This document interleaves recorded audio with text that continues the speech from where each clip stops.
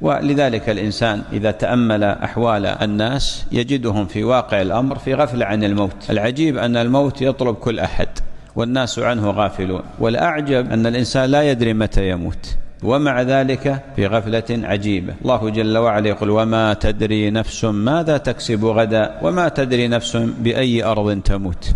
الموت لا يستأذن، يأتي بغتة، ولذلك الناس في الواقع في غفلة. فتجد أغلب الناس فتحوا باب الأمل ومدوا طريق سبيل الأمل طويلا. قد بين هذا النبي عليه الصلاة والسلام أن أمل الإنسان أطول من أجله. أجل الإنسان محدود لكن أمله لا حد له. قال: إذ قضي الأمر وهم في غفلة.